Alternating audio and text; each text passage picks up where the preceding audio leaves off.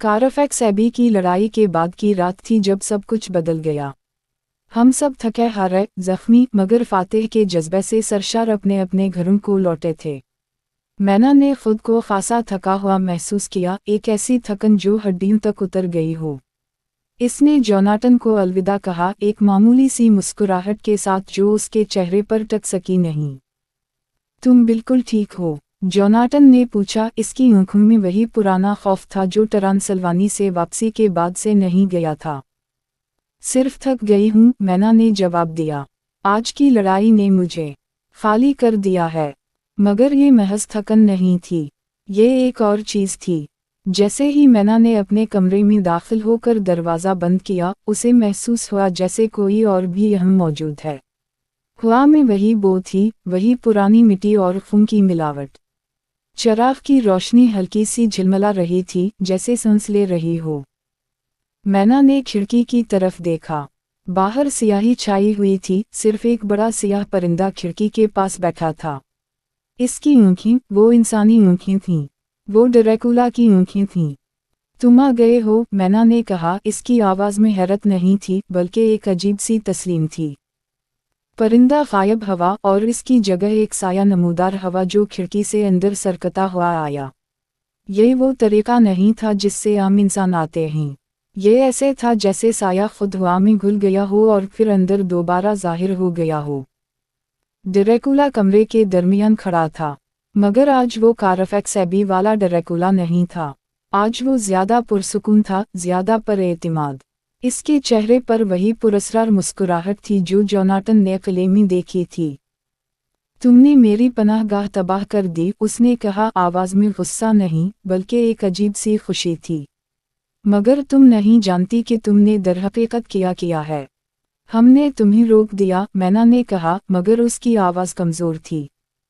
रोक दिया? ड्रैकुला कहा लगाया। तुमने तो मेरी राह हमवार कर दी। अब मुझे वहीं जाने की ज़रूरत नहीं जहाँ तुम मुझे ढूंढोगे।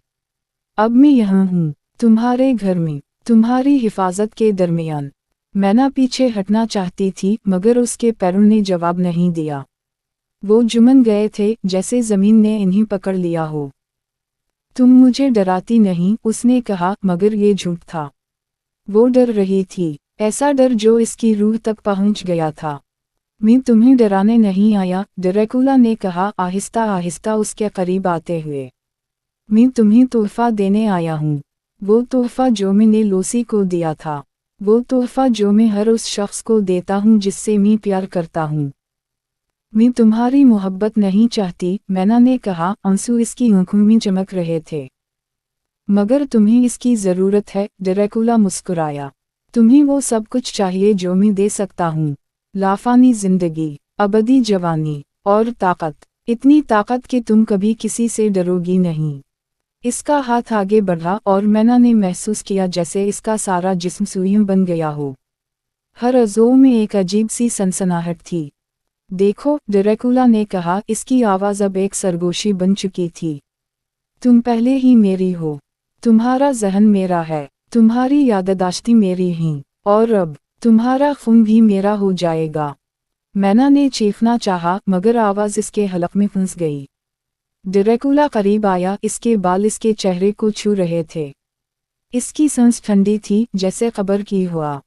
डर मत, उसने सरगोशी की। ये तकलीफ दह नहीं होगा, बल्कि खुशगवार होगा। मैना ने इसके दंत महसूस किए, गर्म नहीं बल्कि ठंडे, पत्थर की तरह ठंडे। वो इसकी गर्दन पर थे और फिर एक चुभन, मामूली सी, जैसे कोई सोई चुभ गई हो। मगर फिर इसने महसूस किया, खून के बहने को नहीं, बल्कि अपने अंदर कुछ निकलने को। जैसे इसकी ज़िंदगी, इसकी रूह, इसकी हर चीज़ उसके जिस्म से निकलकर ड्रैकुला में जा रही हो। और साथ ही कुछ और वापस आया, एक तारीकी, एक ठंडक, एक ख्वाहिश। ड्रैकुला ने अपना सर उठाया। इसके होंठों पर मैना का खून था। अब तुम मेरी हो, तुम हमेशा मेरी रहोगी। मैना ज़मीन पर गिर गई। उसके जिस्म में ताकत नहीं थी। इसकी आंखों के सामने अंधेरा छा गया। आखिरी चीज़ जो उसने देखी वो ड्रैकुला की मुस्कुराहट थी। सो जाओ, उसकी आवाज़ आई दूर से। जब तुम जागोगी तो सब कुछ बदल चुका होगा। सुबह जब जोनाटन आया तो उसने मैना को बिस्तर पर पड़ा पाया। वो गहरी नींद में थी मगर उसका चेहरा बिल्कुल सफ़ेद था। इसकी गर्दन पर 2 छोटे निशानात थे, सुर्ख ताज़ा और वाज़ेह। मैना, इसने हिलाया। मैना की आँखें खिलीं, मगर वो आँखें वो नहीं थीं जो जोनाटन जानता था। उनमें एक अजीब सी चमक थी, एक ऐसी चमक जो इंसानों की नहीं होती। जोनाटन, उसने कहा, आवाज़ में कोई जज्बा नहीं था। तुम आ गए। तुम्हें किया हवा? जोनाटन ने पूछा। इसकी उंगलियां मैना के चेहरे पर गईं। वो ठंडा था, बहुत ठंडा। कुछ नहीं, मैना ने कहा। मैं बस थक गई थी।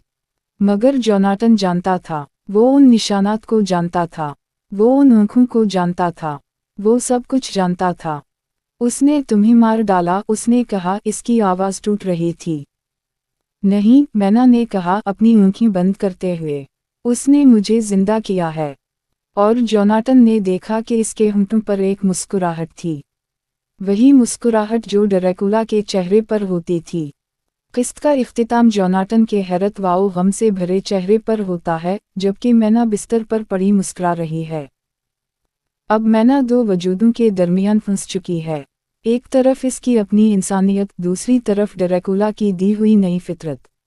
जब वो आईने में खुद को देखती है तो वही मैना नजर आती है, मगर अंदर से सब कुछ बदल चुका है।